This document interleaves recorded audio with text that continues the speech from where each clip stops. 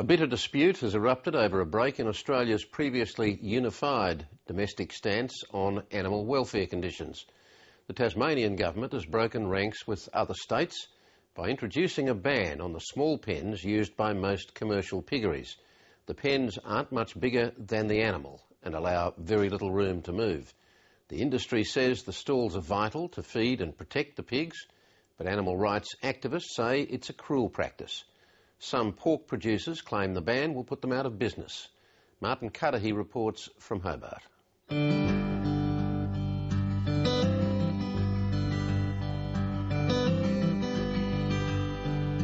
To me, the ideal environment for pigs is fully free range. To me, they have to be able to express their natural instincts. The pigs that live on Matthew Evans' farm have a pretty good life. They have to be able to free to move. They have to be free to play and interact with each other. You can see them behind me. They're such social creatures. The dozen or so pigs he fattens are turned into tasty gourmet produce like smoked bacon and prosciutto. But Evans is in the minority among pig farmers. The vast majority of pork producers use sow stalls, the small pens used to feed and protect pigs. Now the Tasmanian Government's decided to ban them. I rejoice in the Tasmanian Government's decision to ban sow stalls and bring that.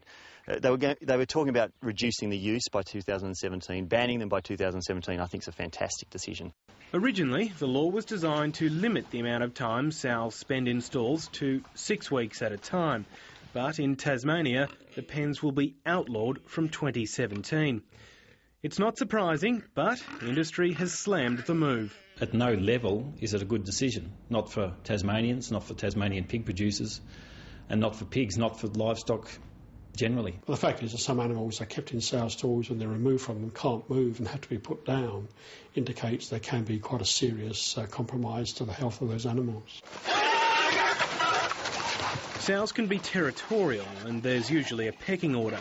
Sometimes they'll fight over food and sometimes they can be aggressive when they're pregnant. Injuries can happen, and occasionally the damage is so severe that pigs have to be shot. The stalls are used to prevent this. They are very important for giving security, access to feed, and freedom from aggression and the pain that goes with injury. When we're mating them, we need to lock them in so as they don't damage themselves, because they can be very vicious, and they just push you out of the way if you're in the pen at all. Kaye and Kelvin King have been running their piggery in northern Tasmania for nearly 20 years. In February, their product helped a local butcher win a prize for Australia's best pork sausage. Initially, they tried farming free range, but moved the animals inside because of safety concerns.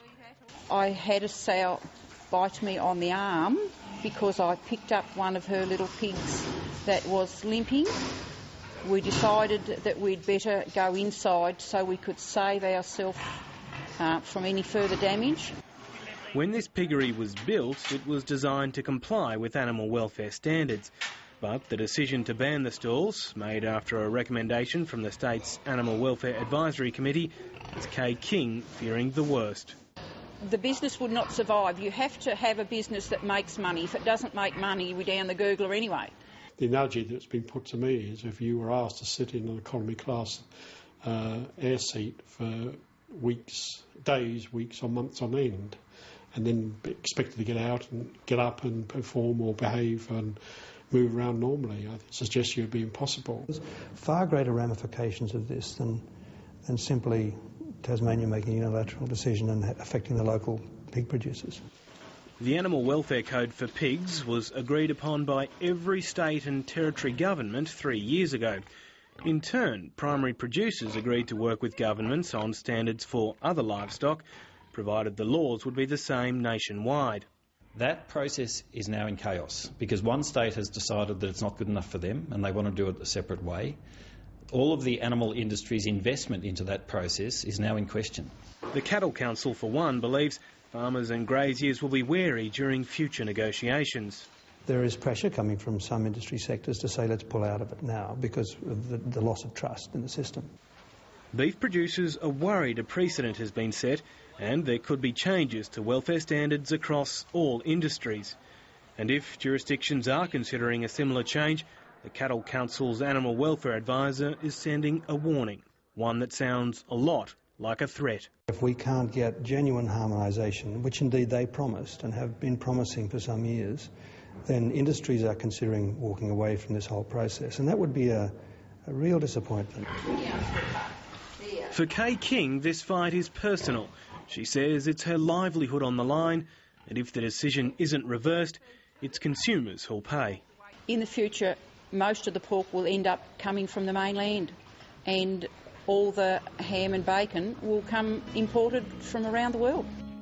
Gourmet farmer Matthew Evans believes consumers will force a nationwide ban on the stalls, and pork producers will have to adapt. We pay way too little for meat, but what happens is the animal suffers in the process. If we as a society say what they're doing is cruel and inhumane and that they need to rear them in a more humane way, they will do that. Martin Toohey reporting from Tasmania.